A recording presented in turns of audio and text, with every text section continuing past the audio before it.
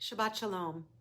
This has been quite a week, learning about Mamdani getting elected in New York and watching Tucker Carlson platform the ugly hatred of the likes of Nick Fuentes.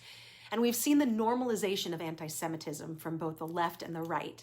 And it's hard not to make a parallel between the world of today and the world of the Torah in this week's Torah portion, Vayera. The Torah this week tells the story of Sodom and Gomorrah, cities that warrant destruction because they're full of villainy, corruption, and pure evil.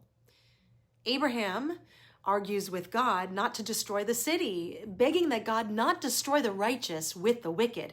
But there aren't even 10 righteous people left in those places, and so the cities are inevitably destroyed. Those who move forward and leave are saved.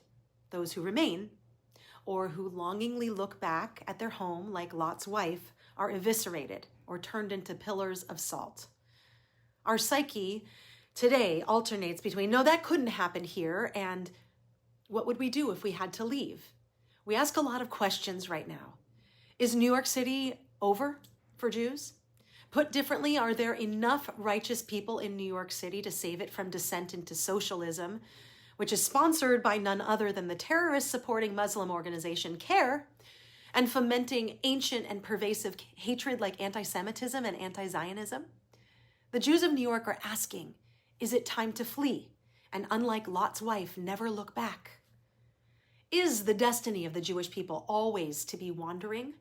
To always be one generation away from the wickedness that sweeps across a place? And they're asking, is God's anger what wipes out the cities, or is it that Abraham himself was just wrong to want to try to save something that was beyond repair, and that it was really just the natural consequence of the behavior and choices of these cities that they were destroyed?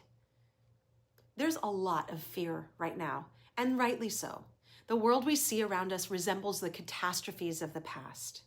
In Parshat Noach, God promises never again to destroy the world. However, there's no promise that the cities and parts of the world that are evil will not crumble.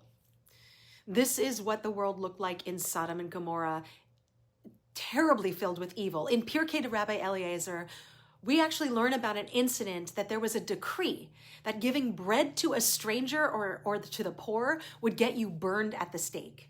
In fact, one of Lot's daughters took pity on a starving man, and every day she went to go bring water from the well, and she would give him some food.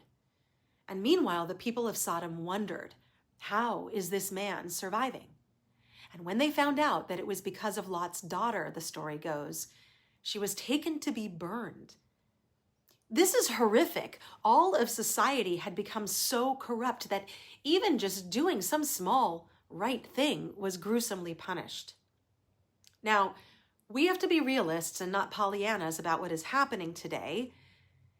And there is evil. And yet, we are not a people who descend into despair. I find that I'm asked so often to help people find hope, and I'm going to share with you a place that I find it in today's Torah portion. So in addition to Sodom and Gomorrah and this terrible experience of evil, there's another version of the world in Abraham's time, and this one also exists in our day. In the classic tale about good and evil, Lord of the Rings, and if you haven't read it, please, I beg of you, take the time to do this, or at the very least, go watch the movies. This is a story about the hobbit Frodo, who's a small, from a group of individuals who just wants to enjoy life, and instead life is forced upon him, this great adventure to defeat the evil of the world. And he is on the verge of complete despair, and he asks his companion, another hobbit, Samwise Gamgee, what are we holding on to, Sam? And Sam replies that there's some good in this world, Mr. Frodo, and that it's worth fighting for. This evil has always been there. In the real world, in the novels that seek to explain it, evil has always surrounded us.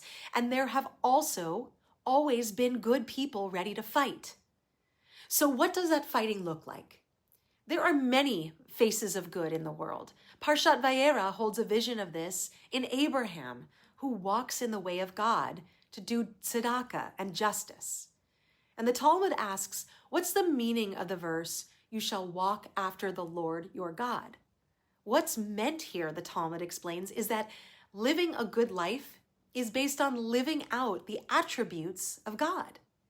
God clothes the naked. As it is written, God made for Adam and for his wife coats of skin and clothed them. So should you too clothe the naked. God visits the sick, as it's written. God appeared to him in the plains of Mamre, so you too should visit the sick, and so on and so forth. God comforts mourners, so should you comfort mourners. God buries the dead, so should you bury the dead. It's what we assert every time we pray when we speak about God as Gibor in the Amidah. Ata Gibor le'olam Adonai. God does heroic things, many of which are small but important everyday deeds. And so too, we should live that way. We are made in the image of God, and therefore we are capable of small acts of goodness that make a big difference. Do not let your fear and borderline despair, like Frodo, make you into a person who is angry and defeated. Every small act of decency is part of the fight to uphold a civilized society.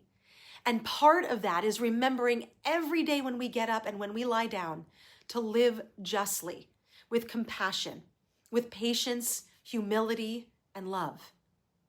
Now, there are bigger things we can do, and those things will come in this world.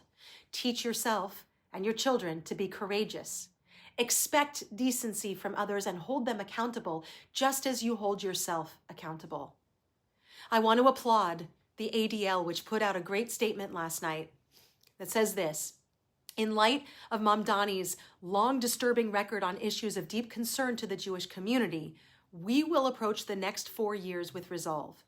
We expect the mayor of the city with the largest Jewish population in the world to stand unequivocally against anti-Semitism in all its varied forms and support all of its Jewish residents, just as he would support all other constituents. In the months ahead, we will hold the Mamdani administration to this basic standard.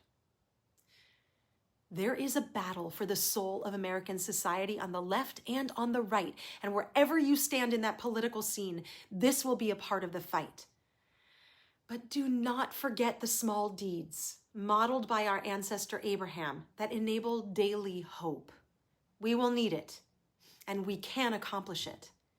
We are the eternal Jewish people, and we have faced evil and defeated it throughout our entire journey, beginning with Abraham. I wish you Shabbat Shalom.